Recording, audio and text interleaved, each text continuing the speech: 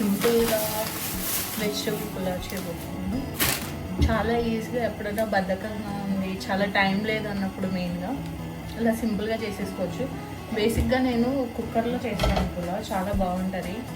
Rice కూడా మంచిగా సాఫ్ట్గా, మరీ మెత్తగా కాకుండా కొంచెం బాగా కుక్ అవుతుంది కుక్కర్లో అయితే.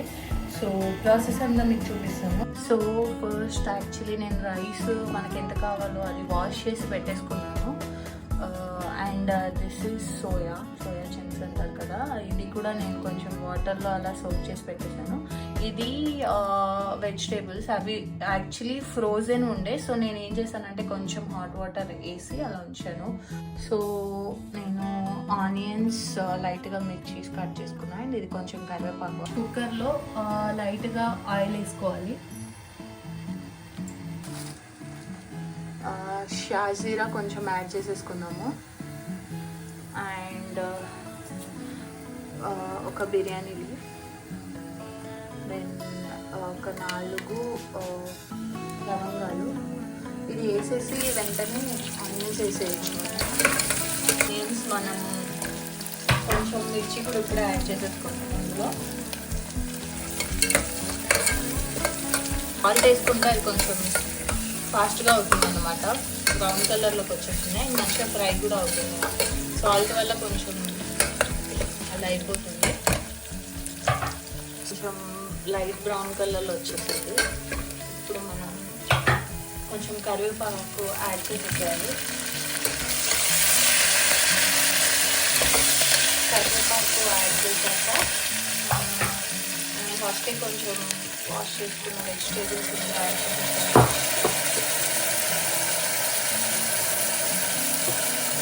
అండ్ సోయా చంక్స్ కూడా యాడ్ చేసేస్తాను. దీన్ని మనం కొంచెం లైట్గా ఒకసారి మిక్స్ చేసుకొని బాగా కలిపేసి ఒక 5 to 10 minutes ఇది ఫ్రై అయితే సరిపోతుంది. సో ఏంటి మనం చూద్దాం ఇప్పుడు. కొంచెం ఆయిల్లో అన్ని మసాలాస్ యాడ్ చేసుకున్నాము. ఫస్ట్ కొంచెం ఇందులో కొంచెం పసుపు కొంచెం వేసుకోవాలి. ఓకే, దెన్ లైట్గా కారం వేసుకోవాలి. సో మనం ఆల్రెడీ గ్రీన్ చిల్లీస్ వేసాం కాబట్టి ఇది కొంచెం చూసుకొని వేసుకోవాలి, బికాజ్ అది ఇది కలిపి మళ్ళీ ఎక్కువ స్పైసీ అయిపోతుంది. సో లైట్గా మనం రెడ్ చిల్లీ పౌడర్ వేసుకోవాలి.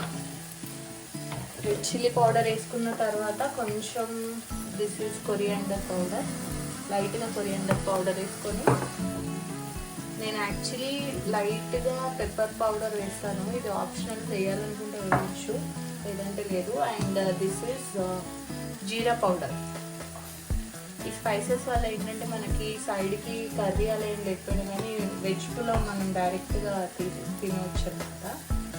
అండ్ ఇప్పుడు లైట్గా వెజిటేబుల్ మసాలా, గరం మసాలా అంటారు కదా, సో అదే యాడ్ చేసాను.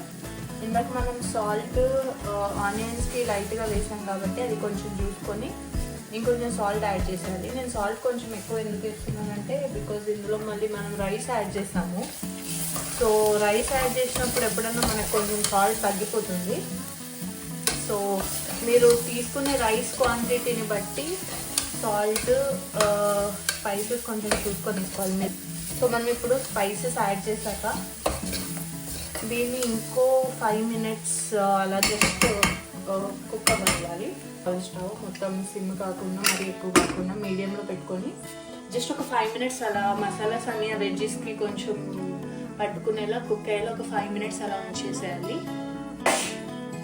సో 5 minutes దాన్ని కొంచెం అలా పెట్టాక మనం ఇందాక ఆల్రెడీ వాష్ చేసి నేను జస్ట్ ఒక 5 minutes 10 అంటే ప్రిపరేషన్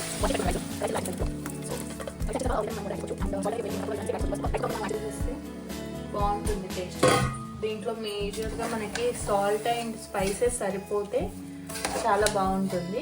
సో ఇప్పుడు మనం రైస్ వేసుకున్నాక నెక్స్ట్ మనము వాటర్ వేసుకోవాలి.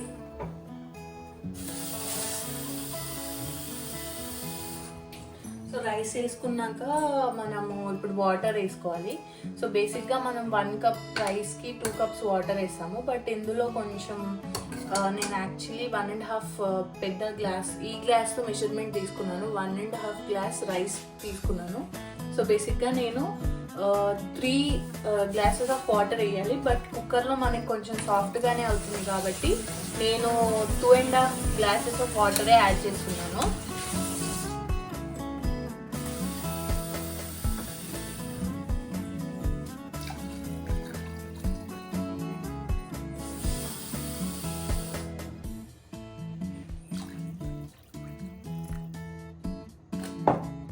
సో మనం ఇప్పుడు 2.5 గ్లాసెస్ ఆఫ్ వాటర్, మనకి 2 సో ఇప్పుడు మనము 1 గ్లాస్ బియ్యానికి 2 గ్లాసుల మెజర్మెంట్తో చూస్తాం కదా, కానీ ఇందులో కొంచెం తక్కువ వేసుకోవాలి. సో నేను 1.5 గ్లాస్ రైస్కి 3 గ్లాసెస్ కంటే కొంచెం తక్కువే వాటర్ వేసాను. బికాస్ కుక్కర్లో మనకి కొంచెం సాఫ్ట్గా అవుతుంది రైస్ యూజువల్గా. మనం ఇంకా దాన్ని ఒక 10 మినిట్స్ సోక్ చేసి ఉంచాం కాబట్టి.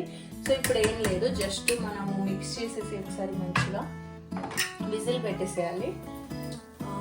మీకు ఒకవేళ డౌట్గా ఉంది సాల్ట్ది అంటే మనం ఇలా కొంచెం ఈ వాటర్లో సాల్ట్ సరిపోయిందా లేదా చెక్ చేయొచ్చు.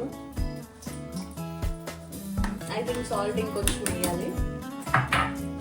సో లైట్గా సాల్ట్ యాడ్ చేసేసి ఇప్పుడు మనం దీన్ని విజిల్కి వదిలేద్దాము.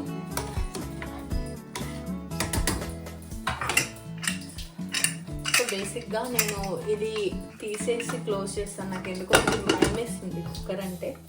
సో మనం ఇప్పుడు ఫ్లేమ్ మనం కొంచెం మీడియం టు హై మధ్యలో పెట్టుకోవాలి. మనకి జస్ట్ 2 to 3 విజిల్స్ అయితే రైస్ కుక్ అయిపోతుంది.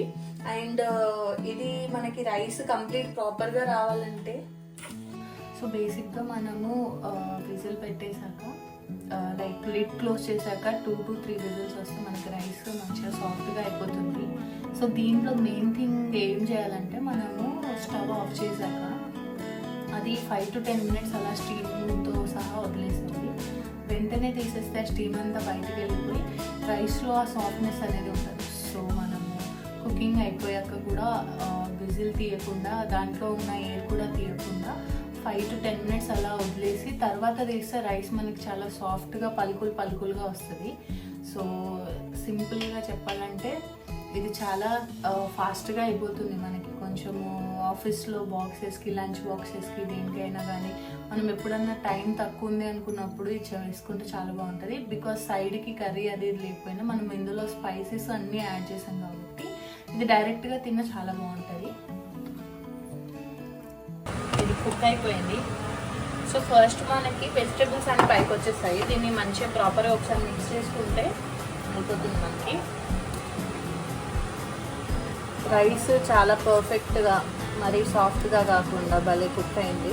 సింపుల్గా ఇలా చేసేసుకుంటే వెజ్ పులావ్ చాలా టేస్టీగా ఉంటుంది. మనకి టైం కూడా చాలా తక్కువ ఉన్నప్పుడు ఇలా చేసేసుకోవచ్చు. దీనికి సైడ్కి కర్రీ అలా లేకపోయినా కానీ డైరెక్ట్గా తినొచ్చు.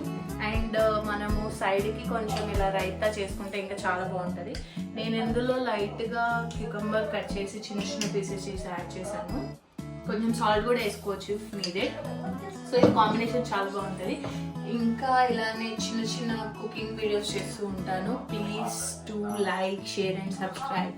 బాయ్.